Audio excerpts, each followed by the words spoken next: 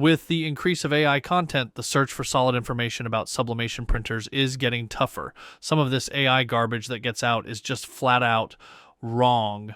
Here's an example website that Google shows for sublimation printers, and it shows a Canon Pixma, a printer that can never do sublimation because of the print heads, no matter how much time or effort you put into it. So today's video will be about what your best options for a sublimation printer are in 2025, and we'll start right now.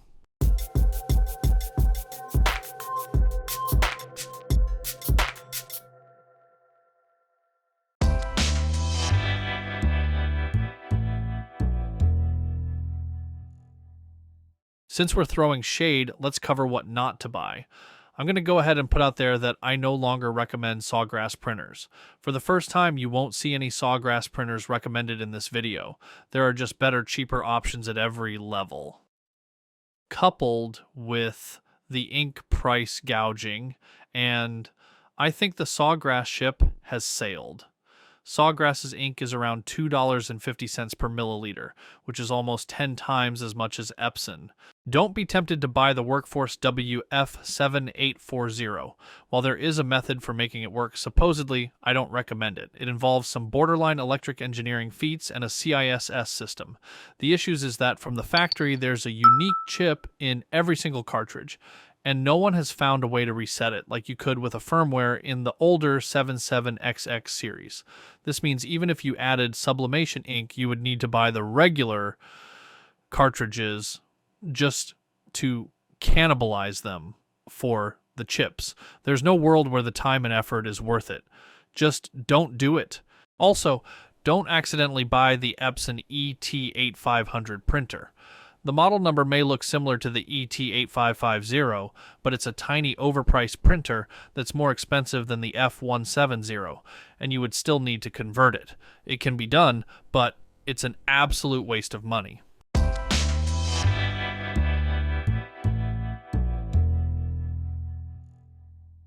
Let's start with size. What size prints do you actually need?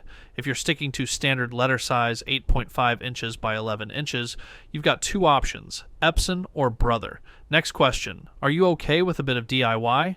If you're open to a little tinkering, Epson EcoTank printers are an affordable entry point. Converting them isn't as daunting as it seems. It's simply a matter of pouring in sublimation ink in place of the included ink. It's really that simple. Now that we've covered the conversion process, let's talk printers. You can often find them in the Epson Clearance Center for as low as $149.99. You're looking for pretty much any EcoTank model. Please note, these are refurbished units, but since converting them voids the warranty anyway, it's not a deal breaker in our situation. If you have a bit more wiggle room in your budget, the Epson ET2800 or ET2803 can be found brand new for around $199.99 and are solid picks. Same principle as the refurb printers, you'll need to fill them with sublimation ink and you're off to the races. Just be aware, color management can be tricky with these budget conversions. They're easy to set up, but getting your prints to look right might take some trial and error and a lot of Googling. It's not quite plug and play. If that sounds like more than you want to deal with, there are turnkey options that come ready for sublimation out of the box. The Epson SureColor F170 is a great starter at $449.99. It includes sublimation ink and keeps its 1-year warranty intact. The Brother SP1 sublimation printer is Brother's entry into the sublimation market. It's a compact wireless printer designed for creators, crafters, and small business owners. The printer integrates seamlessly with Brother's ArtSpira app. It comes with full-size CMYK ink cartridges and sublimation paper to get started. Let's break down these printers, Brother SP1 and Epson F170, by price, ink cost, and warranty. Price. Brother comes in at $399 and the Epson at $449. Brother's warranty is 2 years, while Epson is only 1 year. Ink cost. This is a big one. Epson ink is 29 cents per milliliter. Brothers ink is 76 cents per milliliter. So, which one should you choose? These are two entirely different products. If you are doing most of your printing from a laptop or desktop PC, I would likely lean Epson. If you are printing from a tablet or phone, the Brothers software is going to be easier to use, in my opinion. Overall, these are two very good products, and I don't feel like there's a bad choice.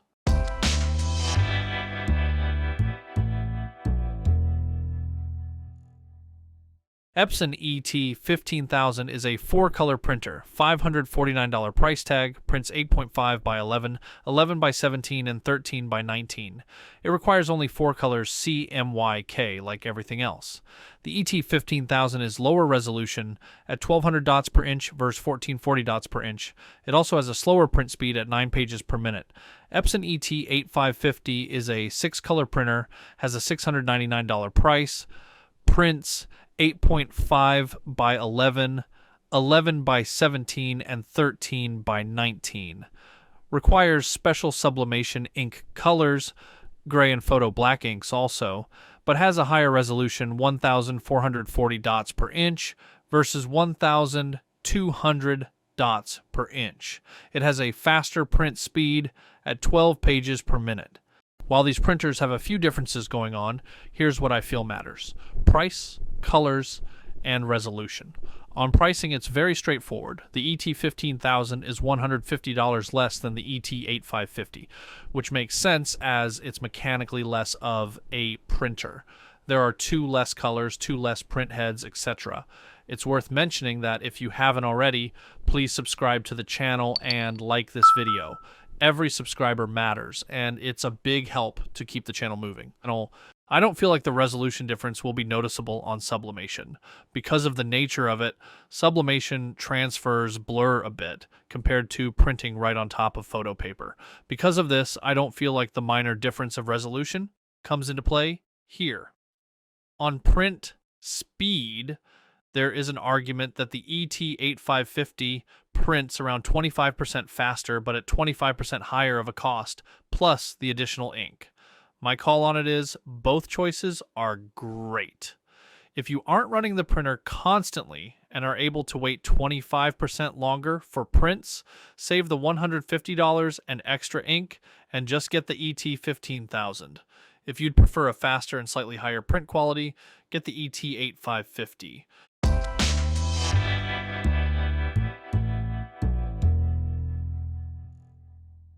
Now we're talking serious gear. If you're printing on rolls and want to go big, the Epson SureColor F570 handles 24-inch wide sublimation and costs $2,499. It's a professional grade printer, but it's also turnkey. Here's a special note on the F570 that no one's talking about. There's a special version called the F570 Lite that's around $500 cheaper. The only difference is that it doesn't include Epson's Edge Print Pro software. Need to go even bigger? For 54-inch wide production, I recommend Mimaki's TS100. It runs around $9,995 and is built for high output printing. You also get Mimaki's RIP software, which helps you manage jobs efficiently and make the most of your media. It's a serious machine for serious production.